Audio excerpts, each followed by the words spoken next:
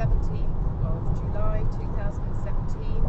We're driving back from the World Trials in Holland, and I'm going to ask Con a few questions about his time in trialling. So Con, you've been in the trialling scene in Ireland for many years now. Did you come originally from a farming background, an agricultural background? And if not, how did you get into sheepdog trialling? Yes, Louise, I came from an agricultural background. I was born and raised on a farm in the west of Ireland, and always with animals. Had a real love for horses, and I went from there to sheepdogs. But you didn't spend all of your younger life in Ireland, did you? You spent some time outside of sheepdog trialling and farming in England, did you not? Yes, indeed.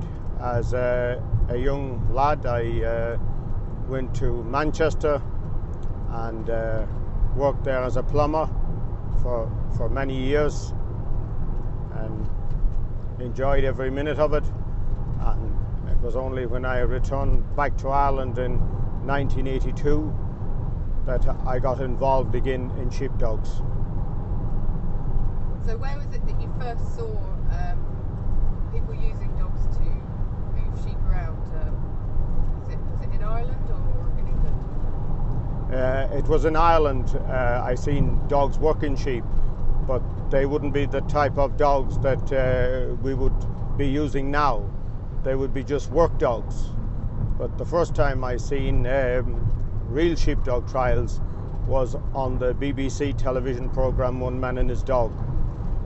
Even though I often passed by where there was trials being ran when I worked in England and in Manchester and the whole surrounding areas, I seen signs for sheepdog trials, but never happened to go to see one. Right, so you saw dogs being used in a work context. You didn't see any sheepdog trials until the 80s when you started training sheepdogs yourself. Real life sheepdog trials, no. I had seen them in the 70s, as I said, on BBC One Man and His Dog, but I hadn't seen real live sheepdog trials until the 80s, until I seen one at an agricultural show that I happened to visit one day. So tell me about your first sheepdog then. Well, my first sheepdog I got from a neighbour. It was quite a good dog, worked cattle and sheep very, very well, but wasn't suitable for trials.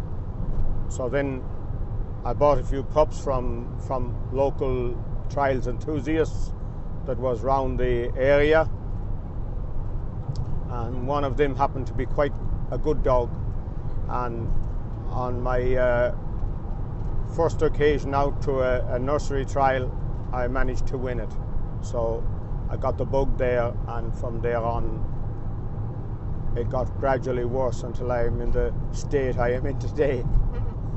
So who were the early influences in your trialling career? Well, in my local area there was a few trial men, not so near to me, but we'll say within 30 kilometres. One has passed on since, a quite a young man, Noel Egan. There was also Dan Moran and George Flanagan. Right. Now, there were, later when I got into the scene a little bit, there were some very good men in the area as well that I got to know later. Right. So, Con, in your early years of trialling, who were some of the characters that you were trialling with?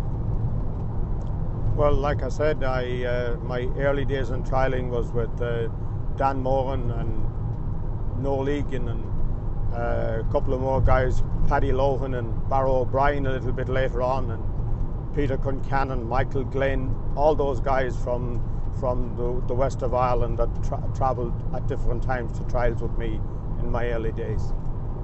And can you remember some really good dogs around at the time? There were many good dogs, many good dogs.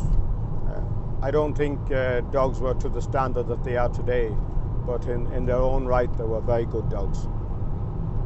So in your time in trialling, you've noticed a big change in the standard of the dogs? I've noticed a very significant change, most of all in the ways the dogs get out and get their sheep. It was pretty common for dogs to be crossing fields and not able to get out on big distances or big strange courses, and now you will hardly see a dog needing a command on its outrun. It just sails out and picks up its sheep. But even young dogs seems to have that ability nowadays. And would you say that was to do with training or breeding? Training plays a part, but breeding is most important. It's the nature of the beast, and they have to be bred for the purpose, and they most certainly are today. So which dogs do you think have been the biggest influence in improving the quality of dogs in Ireland?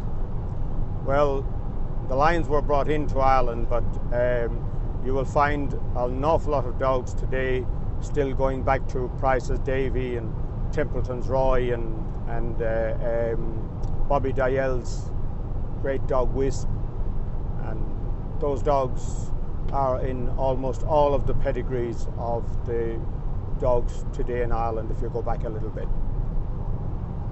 And nowadays, what do you think are the most influential breed lines in Ireland? That's a very hard one to answer, because the dogs are so well bred now. They seem to be coming from everywhere. It's just a matter of getting a good one that suits you and that you like. But there are not many dogs just stamping their authority on their offsprings like they used to back. But there are such a good breeding lines now, is that they are coming from almost anywhere.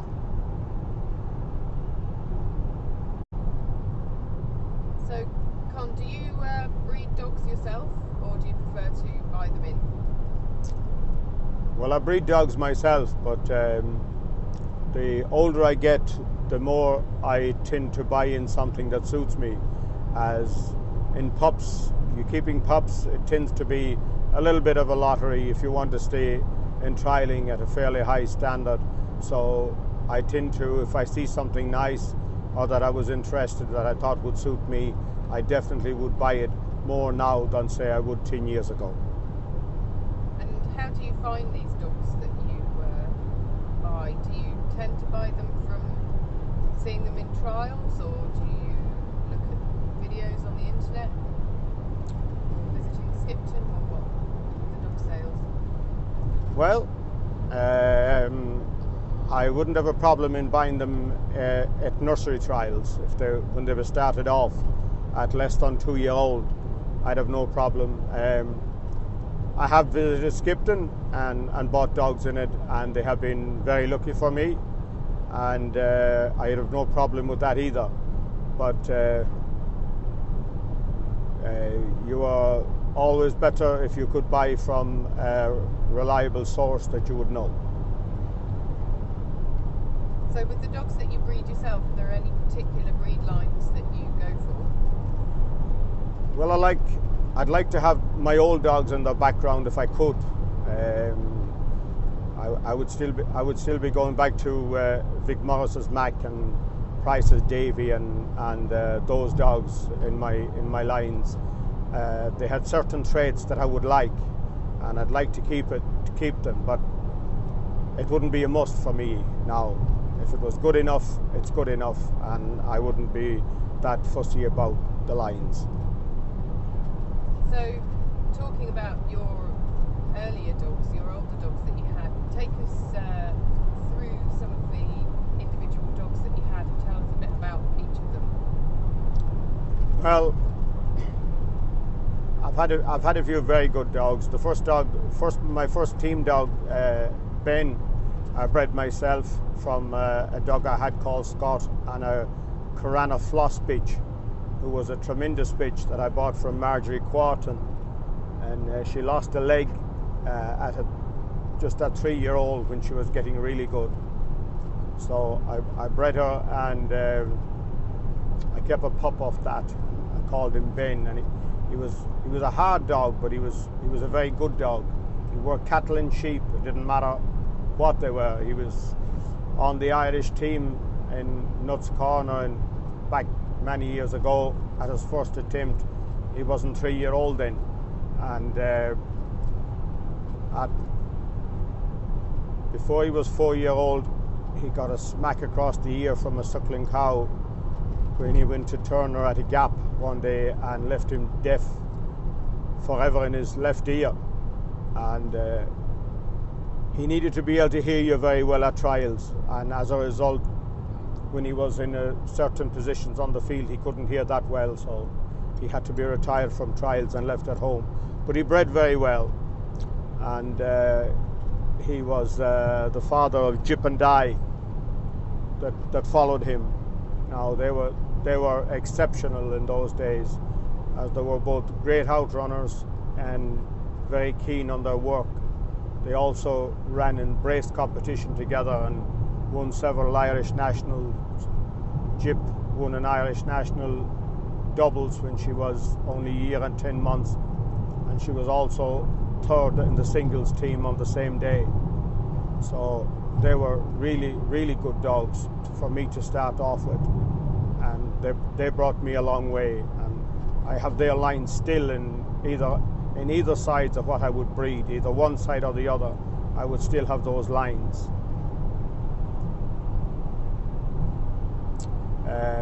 I have all my dogs coming along from them. I had a great dog called Clifton Taff that I bought from Willie Lee. He was bred by Nancy Harrison out of a bitch of hers and Vic Morris's Mac, and he was a tremendous dog and bred really, really well. Jim Cropper used to run a brother of his at that time called Clifton Coon, who was also a great dog, and they left me with many, many good dogs for many years. I could have 3 or 4 young dogs in the kennels from Clifton Taff, and they would all make nursery dogs at the end of the year, at a year old. All of them would come out, and since his passing of time, I have never been that lucky with having a lot of dogs that you could say they would work definitely and make trial dogs. But he used definitely stamp his authority on the dogs. And any other dogs since then that you particularly remember? Well, yes, of course. I had Dan as well, a descendant of Clifton Taff also, and Nell, both being Irish team members, and Dan won the Irish national singles, and with Nell I think he won the Irish national doubles at least 3 times. So they were really good. And then I had Megan, who was an offspring of Dan and Nell, and she was on the Irish team on a couple of occasions and in the Supreme on 2 occasions, and I lost her at 6 years old. And